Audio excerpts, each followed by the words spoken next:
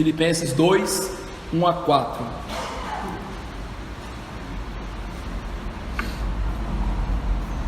Diz assim a palavra do Senhor: se há, pois, alguma exortação em Cristo, alguma consolação de amor, alguma comunhão do Espírito, se há entranhados afetos e misericórdias, completai a minha alegria, de modo que penseis a mesma coisa, tenhais o mesmo amor, sejais unidos de alma, tendo o mesmo sentimento.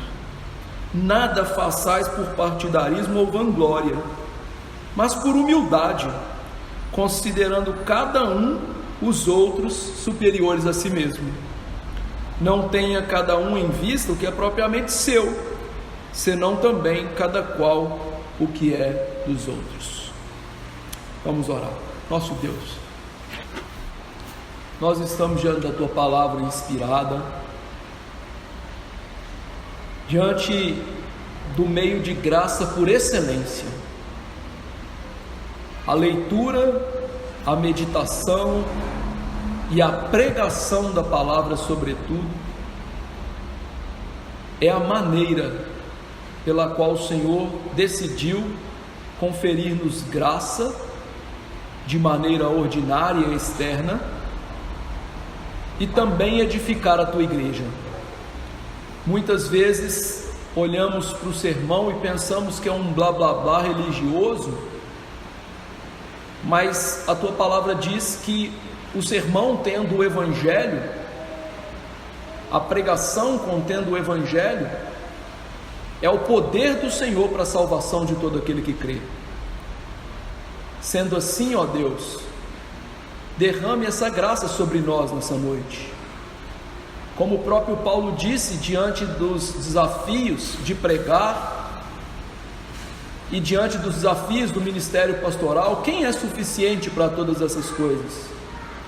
E o teu santo apóstolo mesmo responde que é Cristo Jesus nosso Senhor. Eu não sou suficiente para mudar o coração nem meu, quanto mais dos meus irmãos. Eu não sou suficiente para edificar a minha vida na palavra, quanto mais a dos meus irmãos. Não obstante, eu lhe suplico que o Senhor me ajude a ser fiel nessa noite e use a fidelidade à pregação do texto para a aplicação da verdade no coração de cada crente aqui, por meio do Espírito Santo, e que esse Espírito, se houver incrédulos entre nós, possa do alto lhes dar o novo nascimento, para que eles vejam, ó Deus, a sublimidade de Cristo no Evangelho, para que eles vejam a luz do Senhor Jesus Cristo na pregação, e se convertam e vivam diante do Senhor.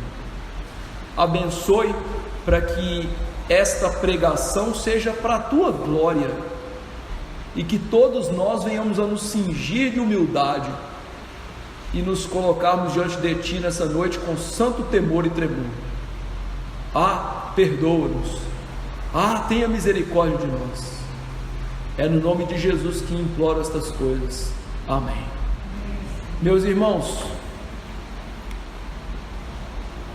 os irmãos sabem que eu já fui educador físico um dia, então eu gosto muito de esportes. Eu sou daquele tipo de gente que tem um campeonato de bocha lá na China e está passando, eu gosto de assistir. Eu gosto de esporte. Olimpíadas então é algo fascinante, né? E há um esporte assim em específico, apesar de eu não gostar tanto dele, mas que é intrigante, que é o tal do nado sincronizado. Olha, para uma pessoa desconjuntada como eu, nadar já é algo difícil. Agora imagina nadar com um monte de pessoas numa piscina, ao som de uma música, tendo uma coreografia e fazendo tudo ao mesmo tempo. Não é qualquer coisa, né? O nado sincronizado eu estou usando aqui para exemplificar aquilo que deveria ser a igreja. A igreja deveria ser como uma equipe de nado sincronizado, ou seja, todos pensando, agindo da mesma maneira, imbuídos de um mesmo objetivo.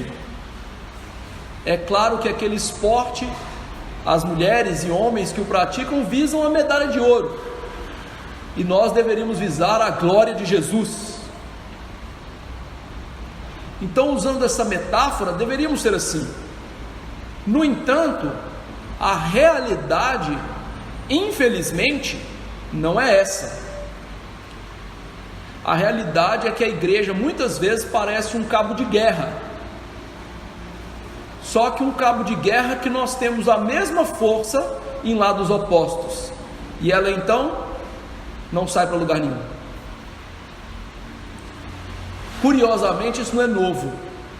Paulo escreve essa carta aos Filipenses numa prisão, tendo ouvido notícias de que naquela igreja que ele havia plantado outrora lá em Filipos, através da conversão de Lídia e de um carcereiro, no qual havia batido em Paulo, né? E ele e Silas meia-noite cantavam glória a Deus por ter apanhado por Jesus, e aquele homem se converte, é salvo, e dali, junto com Lídia e a família daquele homem, surge uma igreja forte, uma igreja apoiadora de Paulo, uma igreja que navegou em águas tranquilas durante um tempo, mas que agora, anos depois, quando Paulo estava na prisão, ele ouve notícias dessa amada igreja, e as notícias não são alvissareiras, pelo contrário, são notícias doídas de se ouvir, de que há divisões na igreja, partidos na igreja, sobretudo circundando duas mulheres, Evódia e Síntique. E então Paulo escreve a carta para combater essa luta. E é interessante que do capítulo 1 até o capítulo 2 ali, até o finalzinho do capítulo 1, entrando no 2, Paulo está dizendo sobre unidade, como a gente deveria ser unido, como eles deveriam cooperar no evangelho, como eles deveriam estar juntos. E o capítulo 2, que nós vamos expor parte dele aqui, digamos que é o coração da obra, é o ponto nevrálgico de Paulo, é a mola mestra da carta, na qual Paulo trata do problema de partitarismo e vanglória, e logo em seguida ele apresenta o modelo máximo de uma pessoa abnegada, que é Jesus Cristo. Essa parte de Cristo nós não vamos expô-la hoje, mas nós vamos expor a primeira parte que ele está falando, desta divisão na igreja, desse problema deles não estarem agindo juntos. E esse capítulo 2, verso 1 a 4, Paulo queria ensinar para eles a seguinte questão: Jesus e o Evangelho em primeiro lugar. Se Jesus e o Evangelho estão em primeiro lugar, nós vamos amar os irmãos e viver bem com os irmãos. O que ele quer ensinar para eles é que na vida de um crente, quando Jesus e o Evangelho estão em primeiro lugar, são as coisas mais elevadas na vida. Nós vamos amar pessoas e viver bem com essas pessoas dentro da igreja. Os argumentos de Paulo são os seguintes: no verso 1 e 2 nós temos um argumento positivo, ou seja, Paulo vai mostrar que eles podiam ter Jesus e o Evangelho em primeiro lugar para amar e viver bem com as pessoas, porque eles tinham as bênçãos de Cristo. Daí ele começar: se há, pois, alguma exortação em Cristo, alguma consolação de amor, alguma comunhão do Espírito. Paulo continua expondo aqui a questão da unidade, entendendo que eles estavam divididos, e para tratar isso, ele evoca na cabeça deles aquilo que eles tinham, aquilo que eles haviam recebido de Jesus Cristo. Paulo entende que a melhor coisa para tratar aqueles partidos na igreja era primeiro começar com as bênçãos que eles tinham, o que tinha de bom na vida deles. E veja que os partidos, apesar de eu ter citado 2 partidos, de Evódia e Sintique, havia outros 2 partidos terríveis da igreja, que eram o partido dos libertinos, aqueles crentes que diziam o seguinte: Jesus nos salvou, então nós podemos viver de qualquer maneira, não importa a obediência. E outro partido dos judaizantes, que dizia o seguinte: Jesus nos salvou, mas nós temos que praticar a lei para garantir nossa salvação. Então o contexto, além daquela divisão que havia em torno de 2 mulheres, havia uma divisão teológica na igreja, e é por isso que, para tratar isso, ele vai mostrar as bênçãos que eles tinham em Jesus, para mostrar o que a teologia mostrava para eles, a boa teologia, para tentar levá-los à unidade, entendendo que todos eles tinham os mesmos privilégios, todos eles tinham as mesmas bênçãos em Jesus Cristo. Isso é importante. Paulo salienta aqui Cristo Jesus como centro do capítulo 2, mostrando que tudo que eles tinham, que ele vai listar, e nós vamos expor uma a uma aqui, vinha de Jesus. A ideia de Paulo é que Jesus havia salvado aquelas pessoas que estavam entregues ao pecado, que ele havia sido crucificado por elas, mas não só isso, que Jesus tinha ido além, não só perdoado o pecado, mas dado a eles inúmeras bênçãos espirituais, que eles deveriam levar em consideração para viver uma vida santa, piedosa, longe da vida da carne, como nós lemos em Gálatas 5, 16 a 21 aqui. Uma vida da carne é uma vida sem Cristo, pautada por pecados praticados como inveja, porfia, discórdias, dissensões, detrações, iras, tudo aquilo que tinha a ver com o que eles estavam vivendo. Então é como se Paulo estivesse dizendo: vocês foram salvos em Jesus para não viver assim. A salvação que nós recebemos de Cristo, meus irmãos, não é só para perdoar o nosso pecado, mas é também para mudar o nosso viver. O plano mestre de Deus é nos fazer parecidos com Jesus, e nós só vamos parecer com Jesus se vivermos o exemplo de Cristo. Então Paulo começa mostrando que o centro da transformação daqueles irmãos, da mudança do problema, passava por Jesus Cristo. E é interessante que ele põe aqui essa conjunção em Cristo, como se Cristo os abarcasse, como se eles estivessem unidos, ligados entranhavelmente, indissoluvelmente a Jesus. Paulo estava aqui ensinando para eles a doutrina da união mística, misteriosa, espiritual do crente com Jesus. Os crentes estão unidos a Jesus, os crentes são abençoados em Jesus, os crentes são uma igreja em Jesus, e essa é a ideia de Paulo. Veja então que quando Paulo aborda dessa maneira a centralidade de Cristo na vida dos irmãos, nós já podemos ver o quão ridículo, o quão pretensioso é nós termos divisões, panelinhas na igreja. A ideia de Paulo é mostrar: Cristo, nosso cabeça, está no centro da nossa vida. E Cristo não só está no centro da nossa vida, mas como Ele nos concede as bênçãos espirituais tão preciosas. É interessante que a nossa tradução diz: se há, pois, alguma exortação, mas o grego não é se há no sentido de possibilidade. Em português o se tem a ver com possibilidade, mas no grego, a conjunção grega que Paulo diz é: vocês têm exortação em Jesus. Não é? Talvez vocês tenham, pode ser que vocês tenham. Não, ele está afirmando: vocês têm consolação, exortação, tudo isso em Jesus. E Paulo começa então com essa consolação, exortação de Jesus, que é uma espécie de incentivo de Cristo à sua igreja. A exortação aqui tem a ver com incentivo, com alguém que precisa ser levado ao ânimo, à alegria, ao contentamento compreensivo de Jesus. E como isso é necessário à igreja ser incentivada por Jesus? Nós vivemos num mundo louco, um mundo que quer nos pressionar, um mundo que quer nos fazer pensar que a igreja não vale a pena, que isso é coisa de louco, que nós somos gentios, que nós temos uma lavagem cerebral e que viver assim é bobagem. Por isso que ele começa com o incentivo de Jesus. Porque lutar contra a carne, lutar contra o mundo, lutar contra o diabo é um esforço hercúleo, grandioso.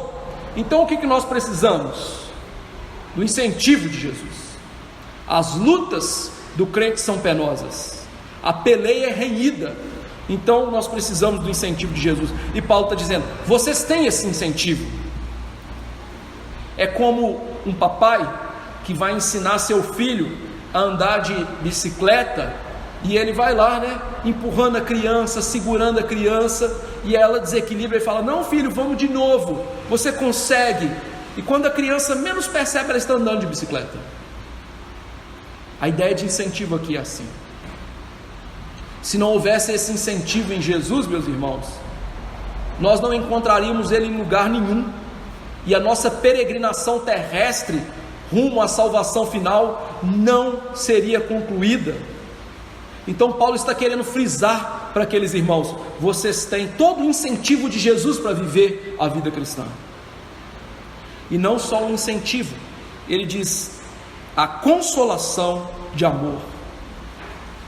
Paulo mostra que Jesus Cristo também amava e consolava esses irmãos, que o Mestre é capaz de nos conceder conforto. A Bíblia descreve Jesus como um grande consolador das nossas almas, e Jesus faz isso, meus irmãos, de uma maneira que jamais poderemos fazer. E Jesus também faz isso de maneira empática, de tal maneira, porque ele enfrentou as provações que nós enfrentamos, mas de maneira mais exacerbada. Porque você, quando enfrenta lutas, você tem o pecado dentro de você, você não sabe o que é a santidade plena. Jesus sabia. Por isso o sofrimento da alma de Jesus nunca vai ser comparado com o nosso, ele é extremamente maior. Jesus, quando sofreu o luto de Lázaro, do seu pai, dos seus amigos, ele sofreu muito mais do que você, porque ele tem a noção exata do que é a morte como punição do pecado. Quando Jesus chorou com a alma atormentada por ver a ira de Deus caindo sobre ele, ele sabia da ira terrível do Senhor que nós merecíamos, mas que seria lançada sobre ele. Quando ele foi rejeitado, deixado de lado pelos seus amigos mais próximos, os apóstolos, e pelo mundo que deveria tê-lo recebido, ele sabe muito bem o que é isso. Mesmo que você seja rejeitado, você ainda vai encontrar pessoas pecadoras para se unir ao seu pecado. Quando Jesus recebeu o ódio das pessoas, quando ele passou sede, fome, sono, ele fez isso de uma maneira que você jamais vai passar. Por isso ele é um consolador eficaz, amoroso. E é por isso que quando nós nos deleitamos em Jesus, nos debruçamos em Cristo por meio das Escrituras, em santa meditação, nós sentimos uma paz provinda dele, que é impossível sentir de outra maneira, porque a consolação de Cristo é maravilhosa, uma consolação que vem do amor dele por nós. E é interessante Paulo notar essa consolação de amor, porque nós consolamos quem amamos. Você consolaria uma pessoa que é notadamente sua inimiga? Alguém que quer o seu mal constantemente? Talvez você fizesse isso, mas por uma sobrenatural operação do Espírito Santo. Mas isso não é natural a nós. Mas para Cristo não. Cristo faz isso naturalmente porque Ele nos ama. E veja que saber que Jesus nos ama já é um consolo sem par, porque o Rei do Universo, aquele que criou, sustenta todas as coisas, está redimindo toda a criação, Ele nos ama. Que consolo! Mas Paulo vai adiante dizendo que há uma comunhão do Espírito. Essa comunhão do Espírito, interessante, o no Espírito aqui no grego dá a ideia de tanto ser no, como algo que é feito por meio do Espírito. A ideia de Paulo é que os crentes, eles desfrutavam todas as bênçãos por meio do Espírito e no Espírito, ligados ao Espírito Santo. Na verdade, a Bíblia mostra que o Espírito Santo é aquele que traz as bênçãos de Cristo, das dispensas eternas para a nossa vida. Ele é aquele que vai lá no céu, abre a dispensa que Jesus conquistou naquela cruz e tira tudo que a gente precisa para nos dar. Por isso, o Espírito Santo é uma grande dádiva para nós. Daí a Bíblia é chamada do Espírito Santo da promessa, o Espírito Santo que é o outro consolador. E veja que bendito é o Espírito Santo, porque o Espírito Santo nos dá um novo coração, o Espírito Santo nos dá fé, o Espírito Santo intercede por nós em orações, o Espírito Santo é o advogado junto ao Mestre e ao Pai por nós. O Espírito Santo é aquele amparador em momentos terríveis, é aquele que ilumina nossa mente para ouvir a palavra, acatá-la no coração e vivê-la. Ele é o santificador das nossas almas. Então ter o Espírito Santo já é um privilégio. E Paulo diz, vocês não só têm o Espírito Santo, mas vocês têm a comunhão do Espírito Santo, mostrando que nós crentes, apesar de membros diferentes, nós estamos unidos a Cristo pelo Espírito Santo como um só corpo. Paulo diz, um só batismo, um só corpo, uma só salvação. Meus irmãos, nós somos unidos num só corpo, e esse é um problema de nós não percebermos isso. E Paulo então está trazendo isso à mente deles como um grande apelo. Não é que você quer ser unido ou vai tentar ser unido, você é unido ao seu irmão. A questão é se você, unido ao seu irmão, faz um bom uso disso, ou você não está nem aí para isso. E a força do apelo de Paulo está nessa participação comum do Espírito, nessa participação de que todos nós provamos, bebemos e somos unidos a um só Espírito e a um só Cristo, uma só família cristã. Seria possível então viver num espírito belicoso diante disso? Num espírito de partidarismo diante disso? Como se fosse pouca coisa, né? Paulo fala de entranhados afetos e misericórdias. Entranhados aqui realmente vem de entranhas. Para um judeu, os sentimentos, entre aspas, vêm das entranhas. É claro, é uma maneira metafórica de dizer. Assim como as nossas vozinhas diziam, né? A alegria vem do bucho. Já ouviu essa expressão? Quando você come uma feijoada gostosa, você não fica alegre? Ah, tá vendo, filho? Ah, a alegria vem do bucho, a vozinha diz, não é? É essa a ideia. E Paulo diz que há entranhados afetos, ou seja, que Cristo nos ama de maneira tão profunda que nós devemos refletir num amor profundo, entranhado, de alma com os irmãos, em verdadeira união com os irmãos. Entranhados afetos e misericórdia. E aí é belíssimo ele colocar a misericórdia aqui, porque nós estamos muito acostumados com a graça, que é o aspecto positivo das coisas de Deus. A graça nós recebemos, a misericórdia é o aspecto negativo, nós não recebemos. O que nós não recebemos? Aquilo que a gente merece. Romanos 6:23 diz, porque o salário do pecado é a morte. Então o que nós merecemos de Deus é morte física, espiritual e eterna. Mas a misericórdia é Deus não nos dar o que a gente merece, é Ele nos livrar da sua ira. Então Paulo mostra para a gente que em Cristo e no espírito, nós temos e devemos mostrar misericórdia para as pessoas, afetos entranhados pelas pessoas, celebrar essas graças de Jesus e aplicá-las na vida dos irmãos. Quantas coisas maravilhosas!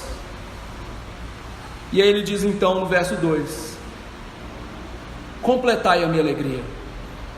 Você pode se perguntar: o que fazer com tantos privilégios? Paulo diz: completem a minha alegria. Veja que Paulo já estava muito feliz pela obra de Deus na vida dos irmãos. Eles haviam sido salvos da ira de Deus, e isso é um motivo tremendo de alegria. A própria Bíblia nos mostra que quando pecadores são salvos, Deus e os anjos fazem festa no céu. Ou seja, há uma verdadeira alegria pela salvação e por mudança de vida na terra, mas essa festa acontece no céu. Então Paulo, como um homem cidadão do céu, que olha para as coisas dos céus, ele já estava muito feliz porque seus irmãos eram salvos, porque seus irmãos receberam privilégios espirituais. Só que ele ainda quer mais. Ele quer que a alegria dele seja ainda maior. Eu vou dar um exemplo aqui. Imagina um dia de muito calor, e aí você chega na casa de uma pessoa, né? E ela sabe que você gosta de Coca-Cola gelada, mas é Coca-Cola de verdade, viu gente? Não é aquela sem açúcar, parece um xarope horrível não. Se eu for na sua casa, você não me serve aquilo não. Por favor, me faça tomar uma desgraça daquela não. A vida já é ruim demais para não ter um açúcar na vida da gente, né? Então, chega ali, né? A Coca-Cola, você abre aquela Coca-Cola e vem aquela espuminha, né? O copo fica cheio? Não, fica meio cheio, não é? Mas quando a espuminha baixa, dá para fazer o quê? Colocar mais Coca-Cola até transbordar, não é isso? Paulo estava com a Coca-Cola lá na vida dele, só que tinha espuminha. Agora dá para colocar mais Coca-Cola. Ou seja, completem minha alegria, me deixem ainda mais feliz. Como? Pensem a mesma coisa. A ideia de Paulo é: vocês vão me deixar ainda mais feliz quando a cabecinha de vocês estiver funcionando juntas, quando vocês estiverem agindo de maneira uníssona. O desejo dele para os irmãos é que eles estejam dispostos interiormente, de dentro para fora, no intelecto, nas emoções, do coração, da própria alma, a viverem para o bem comum, a usarem as mentes, as emoções, não para o mal da igreja, mas para a unidade da igreja. Pensem a mesma coisa. Usem todo o intelecto, toda a vontade de vocês para um bem comum. Isso é o que Paulo está querendo. E tenham o mesmo amor. Significa que além de pensar juntos, eles deveriam demonstrar um amor mútuo. Ou seja, cada um ali deveria viver a lei de Deus em relação ao seu próximo. Que cada um dali deveria viver uma vida sacrificial em prol dos seus irmãos, sem desdém, sem uma vida distante, uma vida de amor mútuo. E veja, meus irmãos, que esse amor mútuo, ele é tão importante na Bíblia, que Jesus disse no Evangelho segundo João, que nós seríamos conhecidos por amar uns aos outros. Ou seja, o mundo tem que ver a gente como crente, quando o mundo vê a gente amando uns aos outros, mesmo aqueles crentes mais difíceis. Por quê? Porque tem gente que é mais difícil de amar do que outro, mas tem que amar. E o amor, meus irmãos, é uma obrigação que demonstra aquilo que nós somos de verdade. 1 João 4,20 diz: se alguém disser amo a Deus e odiar o seu irmão, é mentiroso, pois aquele que não ama seu irmão a quem vê, não pode amar a Deus a quem não vê. Se você vê o seu irmãozinho aí todo domingo e você não consegue amar, como que você vai amar um Deus que você não vê? Se você não consegue mostrar amor pelo seu irmão, como que você vai mostrar amor pelo seu Deus? E essa é a tônica. É muito explícito o que as Escrituras estão dizendo. Então, Paulo quer que a gente tenha esse amor mútuo, esse amor de praticar a palavra em relação um ao outro. E ele vai mais: sejam unidos de alma.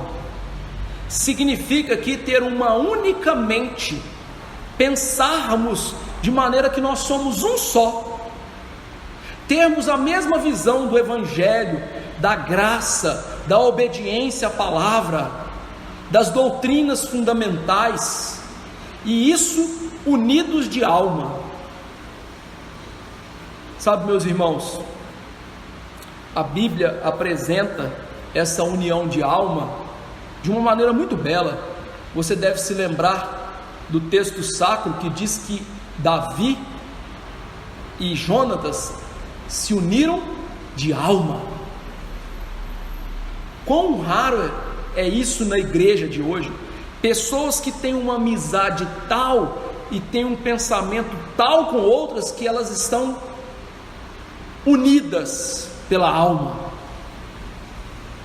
Está difícil de ver isso entre marido e mulher, quanto mais na igreja, né? E ele diz: tem o mesmo sentimento. O mesmo sentimento aqui no grego significa harmonia nas ações. As igrejas deveriam agir de maneira harmônica e não desordenada. E eu quero fazer um parêntese aqui, né? Em tudo, inclusive no culto, né?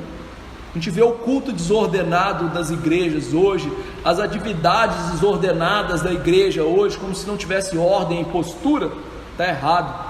Nós devemos ter atitudes harmônicas. É uma postura como aquele lá do lado sincronizado. Lembra que eu comecei falando? Aquelas mulheres e homens, levantando as mãos ao mesmo tempo, mergulhando ao mesmo tempo, tudo concatenado, como se fosse uma coreografia. Na igreja, Paulo está pregando esse tipo de harmonia entre os irmãos, uma sintonia, uma mesma música, um mesmo compasso.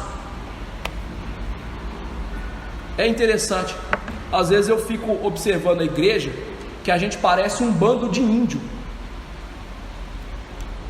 Índio não tem tática de batalha, né? É cada um por si e a Silva é para todos, né? Os irmãos não conseguem nem ler junto. Vocês vão ler, um já está no final do versículo, um está no começo do versículo, o outro já está lá no outro versículo. Uma coisa tão simples. Nem cantar. Que tipo de harmonia que é essa? Já pensaram nisso? E vocês já viram tanto que isso é feio? Aí Paulo fala assim: gente, vamos ser harmônicos, vamos fazer tudo junto. Por quê? Esse é o desejo de Deus para a igreja: harmonia, andar junto, viver junto, sermos uma unidade. Você lembra dos espartanos?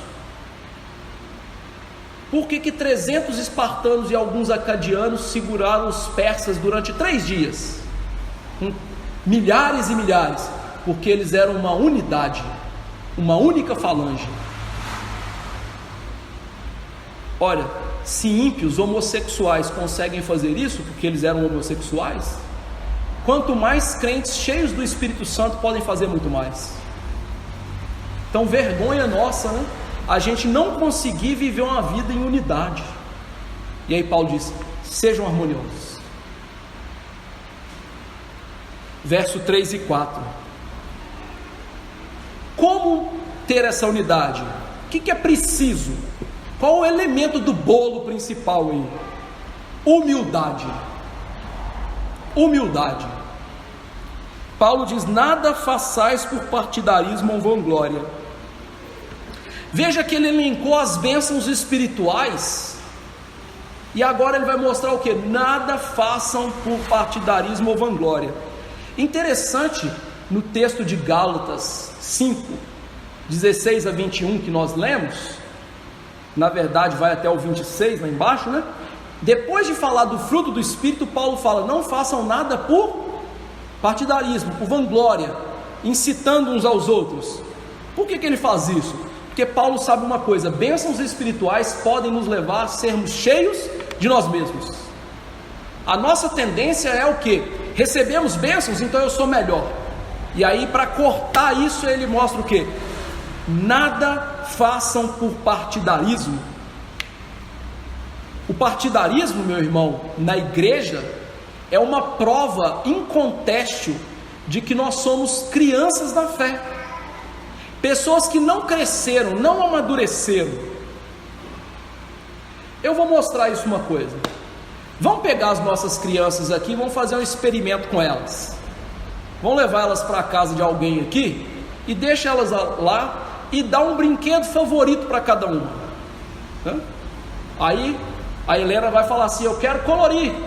E aí o Henrique vai falar: eu quero brincar de dinossauro. E aí a Manu vai falar assim: não, mas eu quero pular corda. E a Emily vai falar assim: eu quero brincar de pega-pega. E o que vai acontecer com elas? Elas vão brigar. Isso é coisa de criança. E Paulo está mostrando o quê? Tem partido na igreja, tem panelinha na igreja, tem divisão na igreja. Vocês são crianças. Vocês podem até achar que são adultos, mas isso é coisa de criança. Tanto que Paulo chama a igreja de Corinto, que era a igreja que nos dizia assim: eu sou de Paulo, eu sou de Apolo, eu sou de Pedro. Aí viu o engraçadinho: eu sou de Jesus. Parece até mais espiritual. Ele fala assim: vocês são carnais, gente. Vocês são crianças. E ele mostra assim: não façam isso. O partidarismo vem de uma fé fraca, que dá lugar à carne, que dá lugar ao diabo, que faz as nossas diferenças se tornarem divisões. Crentes imaturos é que dividem igrejas, crentes imaturos é que fazem panelinhas na igreja. E é interessante que, ao fazer isso, quais são as pessoas que vão se juntar a nós? Aquelas que têm o mesmo tipo de pecado que nós nutrimos. Não é assim no mundo? Hoje de manhã eu citei aqui, né? Tem a tribo dos emos. Quem que vai se juntar ali? Pessoa que gosta de vestir daquele jeito. Tem a tribo dos metaleiros. Quem que vai se juntar ali? Quem gosta de metálica. Não vai gostar do forró, né? Do chimbinha. Então, partido dentro da igreja, quem vai se unir a gente? Pessoas que compartilham do nosso pecado. E aí Paulo diz: eu não quero isso na igreja. Isso é contrário ao espírito do evangelho. Isso é contrário ao que Cristo fez por vocês pelo Espírito Santo, fazendo de vocês um só corpo. Por isso ele completa partidarismo e vanglória, porque esse partidarismo vem de onde? Da vanglória.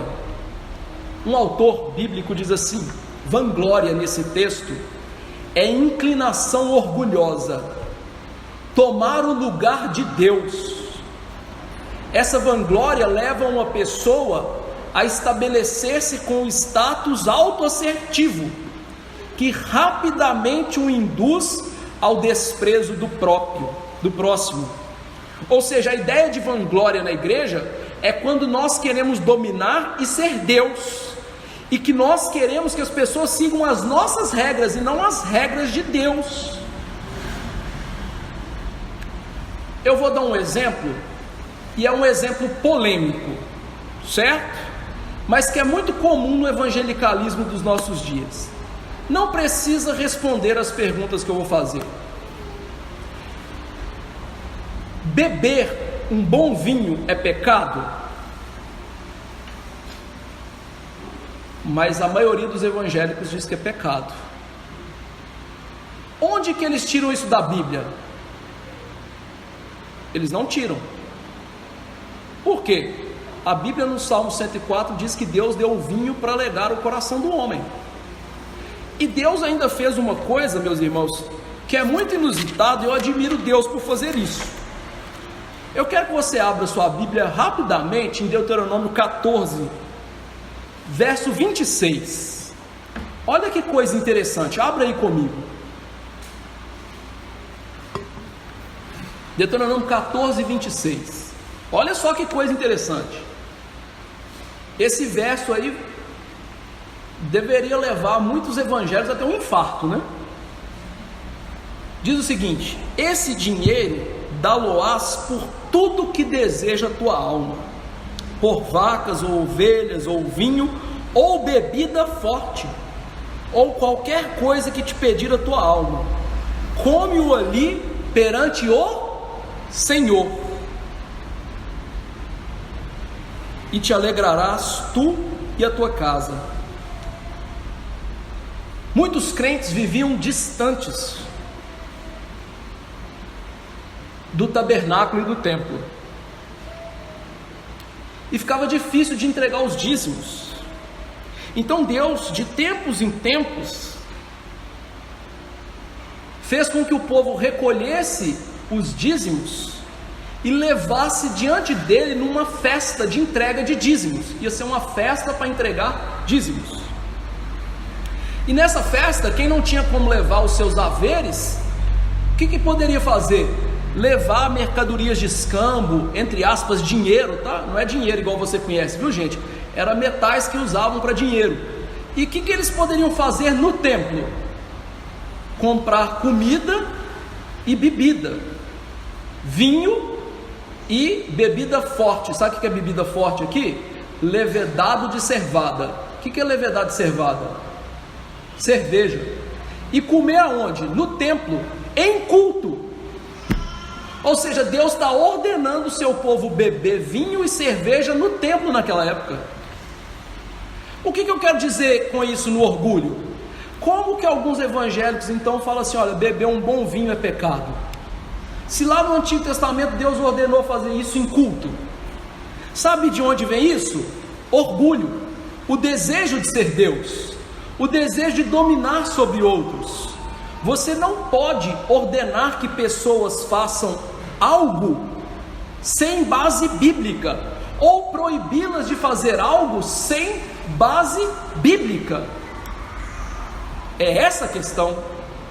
O orgulho nos leva então a fazer o quê? Eu imponho as minhas regras, e se a pessoa não segue as minhas regras, ela é menor do que eu desprezo ela. É claro que com isso eu não estou incentivando você beber, ficar bêbado, vir com cerveja para a igreja. Isso era uma festa do Antigo Testamento. Não é isso. Mas eu estou usando um exemplo crasso de que é feito por aí para mostrar o quê? Nós temos que deixar de ser orgulhosos e querer regular a vida dos outros por regras que nós mesmos criamos e que não tem base bíblica. Isso é orgulho, tomar o lugar de Deus. E poderia ser o tamanho da sua calça, né? Ah, não pode usar calça não, tem que ser só saia. Ou a saia tem que ir no pé. Olha, não sendo indecente, a Bíblia não fala que tem que ser no pé. Percebe? Isso chama-se orgulho e achar-se superior ao outro. E isso destrói a comunhão na igreja. Isso leva à divisão na igreja. E Paulo diz então: olha, em vez disso aí, eu quero que vocês tenham humildade. O que é humildade? A palavra humildade aqui é reconhecimento da nossa pequenez, reconhecimento de que nós não temos poder em nós mesmos, que nós somos completamente dependentes de Deus e das pessoas. A palavra humildade aqui está relacionada a um espírito servil diante das outras pessoas. Ou seja, ao invés de eu querer mandar na vida do irmão, regular a vida do irmão, e por ele não seguir a minha regrinha que eu criei, o que eu deveria fazer? Servi-lo, ajudá-lo, amá-lo, dedicar-me a ele. E veja que Paulo aqui prega algo que é inconcebível para o mundo. ser humilde. Ser humilde. Porque o mundo considera humildade algo baixo, algo que é ligado à fraqueza. Por isso a humildade, que é uma das grandes virtudes das Escrituras de Deus, está tão em baixa nos nossos dias. O mundo prega para a gente não ser humilde, ou prega algo para a gente confundir o que é humildade. Na nossa cultura mineira, né? Quando a gente encontra uma pessoa pobre, a gente fala o quê? Fulano é humilde. Que humilde? Ser pobre não significa ser humilde, não. Tem pobre aí que é mais orgulhoso do que muito rico. Tem pobre que está morrendo lá na desgraça, e você fala com ele assim: vou te ajudar, amigo. Ele fala: não preciso de você não. Isso é orgulho. Igual muitos crentes que, em vez de procurarem ajuda espiritual em relação ao pastor e aos irmãos, não fazem. Por quê? Orgulho. Falta humildade. Falta humildade. Não preciso de ajuda do pastor, não preciso de ajuda da igreja. Isso é um poço de orgulho. Humildade é uma vida em que nós entendemos que nós não somos nada e que nós precisamos dos outros, e que sobretudo nós precisamos de Deus. Essa vida cheia de empáfia é de um espírito diabólico, porque o pecado do diabo é orgulho. E é interessante que ser um crente orgulhoso é uma contradição de termos. Não pode existir um crente que é um poço de orgulho. Por isso que certa vez perguntaram para Agostinho quais são as virtudes cardeais do crente. Ele falou: primeiro lugar, humildade. Segundo lugar, humildade. Terceiro lugar, humildade. Porque o evangelho começa nos humilhando. O evangelho não começa falando assim: você aí bonitão, bonitona. O evangelho começa falando assim: estávamos nós mortos nos nossos delitos e pecados. Salvação começa não é com exaltação, é com humilhação. É mostrar quem nós somos diante de Deus. Por isso o verdadeiro crente, ele tem que ser humilde. Não é uma questão assim, ele pode ser. Isso aqui, né, não é como os baianos dizem, né, não é um serve-serve da fé, né? Não, isso aqui, meu amigo, não é você pega o que você quer. Você tem que ser humilde. E veja que o arrependimento que a Bíblia nos chama a ter, e a fé que a Bíblia nos chama a ter, são coisas que quebram todo o orgulho humano. Fé é confiar só em Jesus, amigo, para a sua salvação. Arrependimento é entender o quão mal e odioso você é aos olhos de Deus, e o quanto você precisa da misericórdia de Deus. Então Paulo diz para eles: sejam humildes. Como demonstrar humildade? Ele diz aí: considerando os outros superiores a nós. Considere os outros maior do que você. Paulo entende que a humildade verdadeira é demonstrada dando dignidade ao próximo. É você olhar para o próximo e, em vez de olhar para ele, tá vendo? Ele é ruim, ele é isso, ele fala aquilo, ele age assim. É você olhar e falar assim: nossa, mas esse irmão aí, ele tem uma vida de oração, né?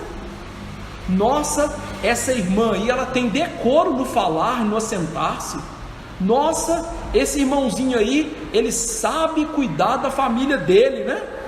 Ou seja, é olhar e, em vez de ficar perscrutando os defeitos, as mazelas do outro, é olhar e falar assim: nossa, que bênção de Deus na vida dessa pessoa, olha o que Deus fez na vida dela.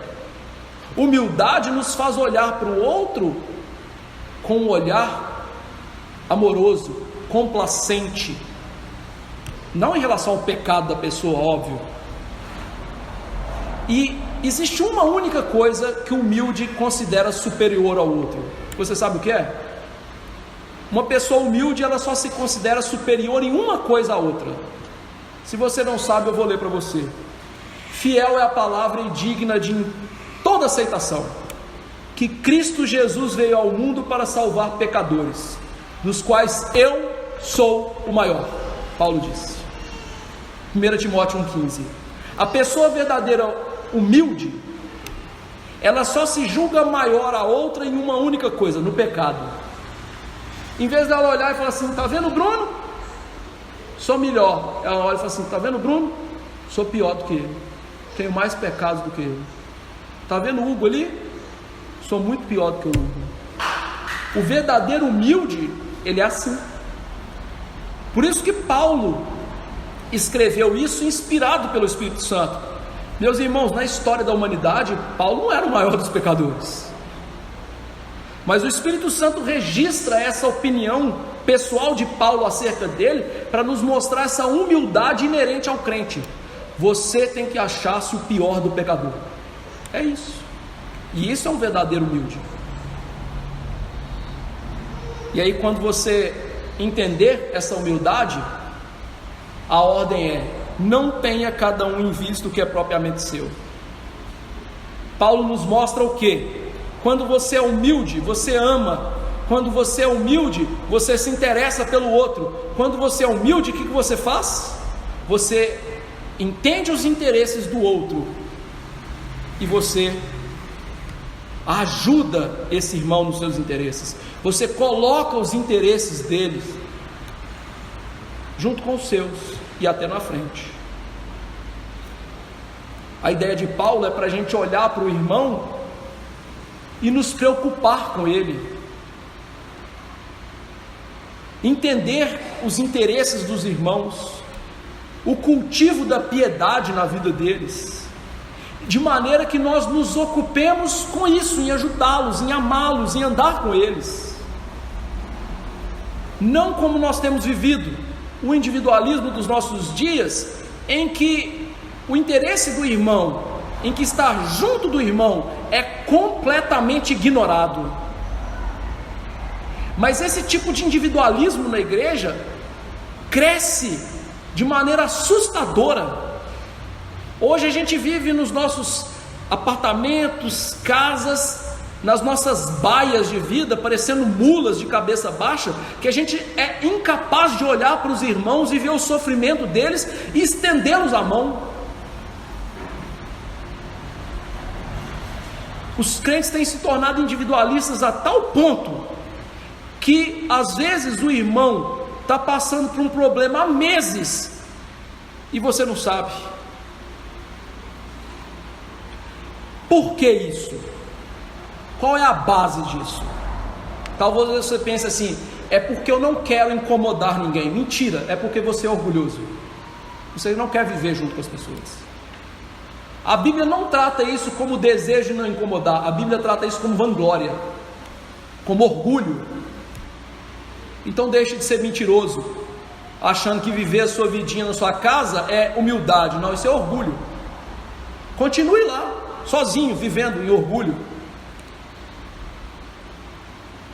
A ordem de Deus para nós é colocar os interesses uns dos outros na nossa agenda. Quando a gente se julga superior, a gente não quer ninguém na nossa vida e nós não queremos estar na vida de ninguém. E essa é a verdade. Agora, quando a Bíblia transforma as nossas vidas, nós queremos estar com os irmãos para ajudá-los, e queremos a ajuda dos irmãos nas nossas vidas, e nós colocamos todo o interesse de Cristo em primeiro lugar.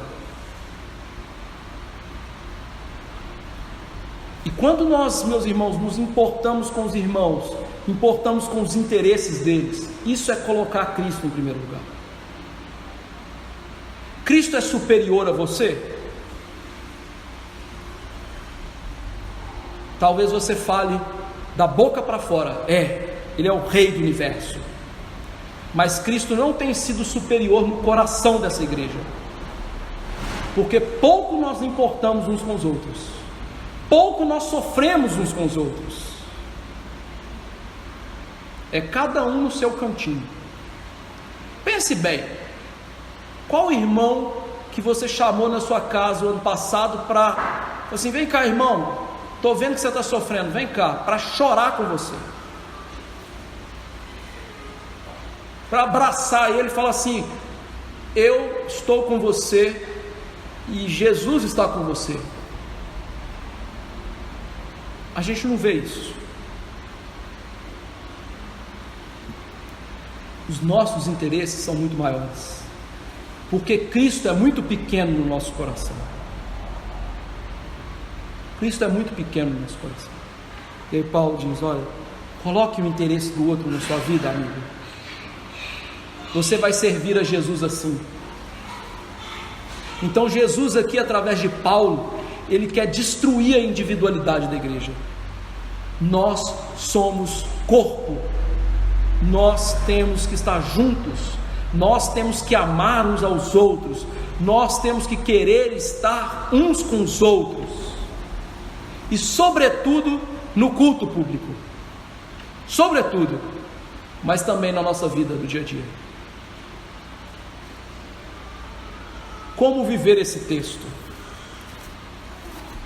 Quais são as coisas que nos dividem aqui na nossa igreja? Quais são as coisas que dividem a sua família lá na sua casa?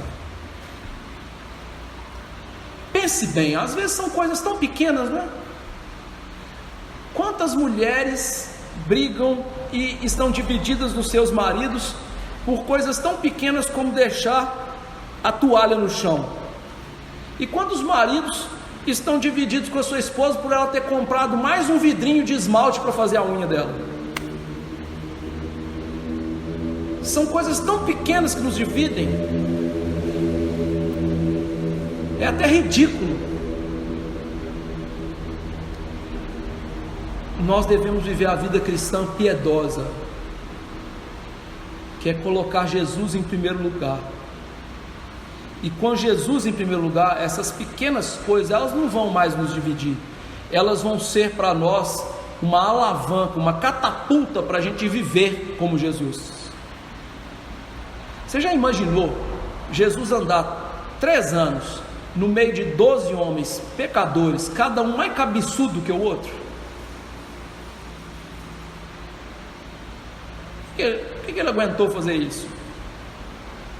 Porque ele tinha um interesse de salvá-los acima de um interesse de estar tranquilo na vida, de um interesse de estar sossegado, de não ter problemas.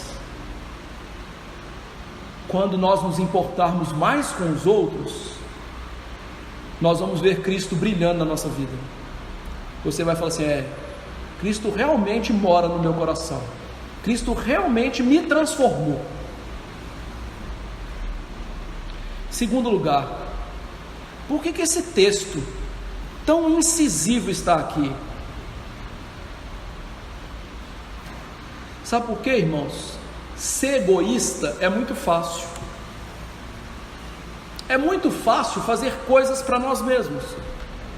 É muito fácil fazer coisas para nos gloriarmos em nós mesmos. É muito fácil fazer partidos na vida. É muito fácil dividir. Tanto é uma verdade que Deus, para dar uma auxiliadora ao homem e uni-la, ele arrancou-lhe uma costela.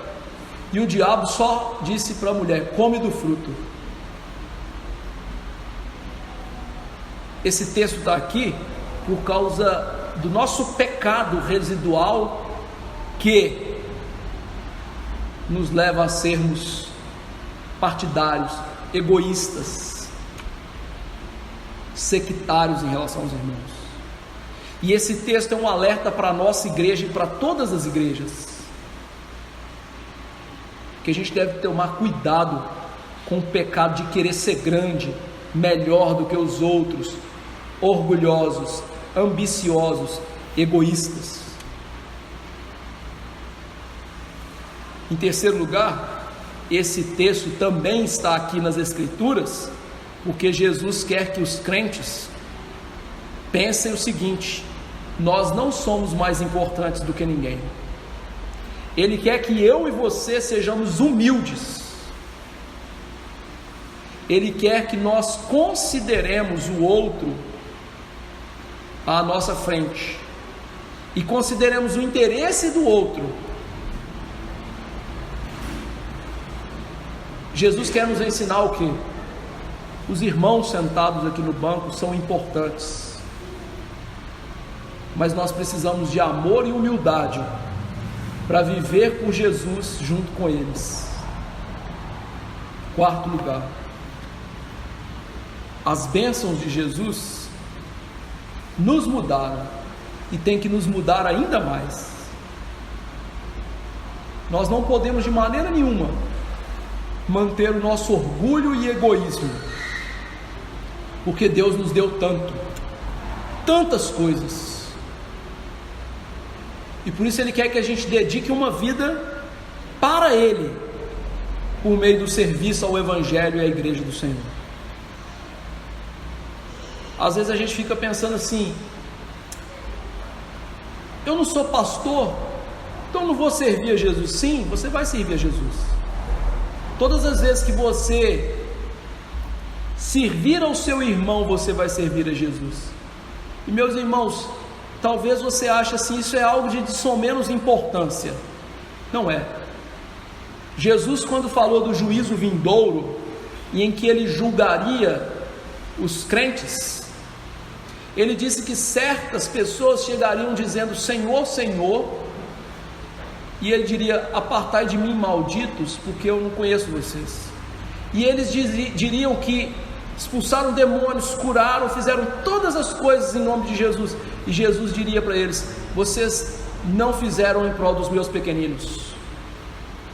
Jesus mostra também que quando nós fazemos em prol dos pequeninos, recebemos um profeta, recebemos o galardão do profeta. Damos água a um pequenino, estamos dando a ele. Visitamos um pequenino nas suas aflições, visitamos a ele. Então a maneira como você serve o seu irmão é a maneira como você serve Jesus. E aí eu pergunto: você tem servido o seu irmão? Então como você tem servido a Jesus?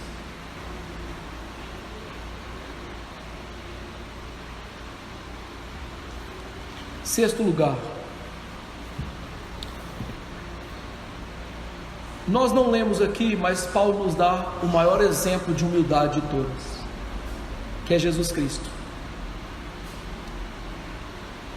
Nós poderíamos ficar aqui falando de Jesus deixar o céu, deixar os anjos cantando glória, glória, santo ao seu nome, mas eu quero rememorar um episódio na vida de Jesus que mostra a humildade de Jesus.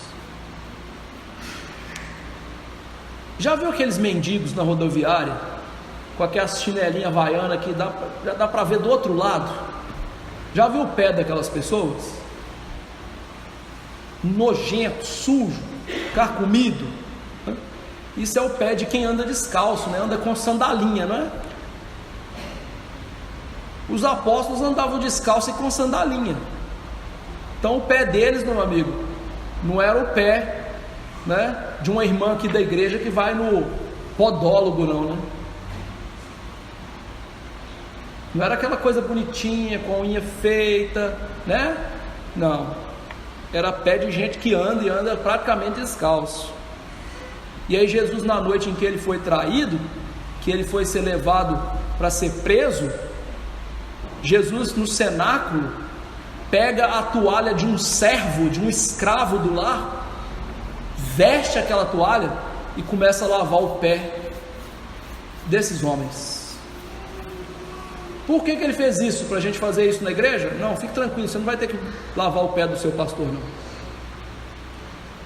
Ele falou: o que eu estou fazendo agora vocês não vão entender, mas vão depois. E eles entenderam. Sabe como que eles entenderam? Tem um texto na Bíblia que mostra que eles entenderam, que diz assim: outrossim, no trato de uns com os outros, cingi-vos todos de humildade, porque Deus resiste aos soberbos, contudo aos humildes concede sua graça. Sabe o que Pedro está fazendo aqui? Ele está interpretando o que Jesus fez naquela noite. Ele entendeu e está ensinando para a gente agora. O verbo cingir aqui é o mesmo verbo usado para Jesus tomou aquela toalhinha e colocou nele. Era um verbo grego para mostrar um escravo vestindo-se para lavar alguém. Então Pedro diz assim: no trato de uns com os outros, Vistam-se como escravos. Como? Humildade. Por quê? Qual o motivo? Deus resiste ao soberbo e aos humildes concede graça. Essa foi a lição que os apóstolos tiveram que aprender. Sabe por quê? Sabe qual que era a discussão dos apóstolos antes de Jesus fazer isso com eles? Quem é o maior? E aí Jesus mostrou: o maior é quem serve, é quem é humilde, em quem é como um escravo para o outro. Quer ser grande? Vai ser escravo do outro. E em sétimo e último lugar, irmão, seja severo em relação ao seu pecado. Seja rápido em reconhecer o seu pecado. Mas quando você olhar para o seu irmão, seja amoroso.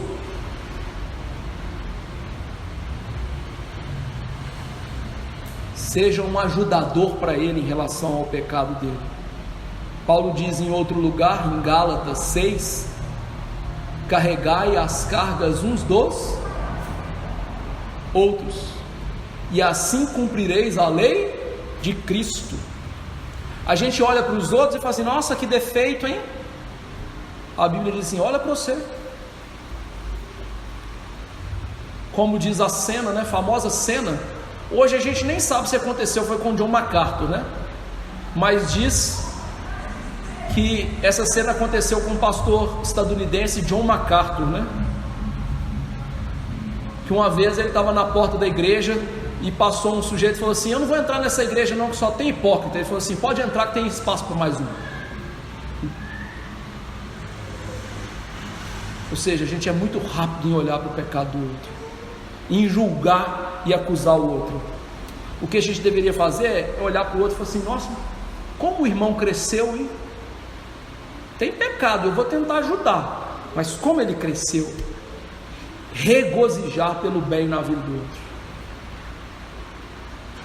honrá-lo, amá-lo e fazer a causa do outro a nossa causa, e toda a nossa causa a causa de Jesus Cristo. Que Deus ajude a nossa igreja a ser uma igreja saudável com essas marcas. Vamos nos levantar e orar.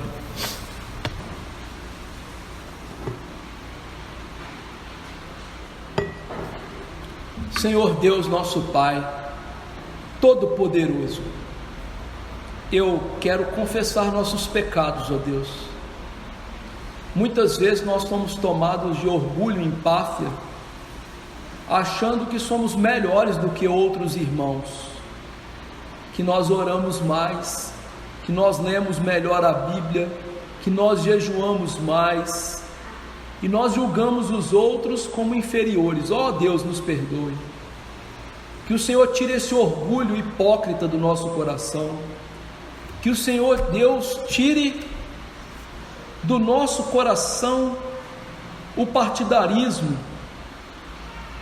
as nossas panelinhas, o nosso egoísmo. Tire do nosso coração, ó Deus, os sermos individualistas na nossa casa, na nossa igreja. Ó Deus, eu quero de verdade para a nossa igreja que nós envolvamos mais na vida um do outro. É interessante que a prova das nossas igrejas hoje serem tão endurecidas e orgulhosas é que os mandamentos uns aos outros no Novo Testamento, e são centenas deles que o Senhor nos dá, nós não os praticamos, para vergonha nossa. Por isso muda a nossa realidade, muda o nosso viver, ó Deus, e que quando nós olharmos para os irmãos, olhemos com misericórdia. É assim que o Senhor nos chamou a viver lá em Miqueias 6:8. O Senhor nos declarou que é bom, que nós amemos a misericórdia, que nós andemos humildemente com o Senhor, e nós pratiquemos a justiça do Senhor. Nos ajude, Deus, a viver essa vida piedosa. Nos ajude a ter o Espírito Santo na nossa vida de tal maneira, controlando o nosso ser, que o que seja evidenciado na nossa vida seja o amor, por meio da longanimidade, do domínio próprio, da mansidão, da paz, da alegria.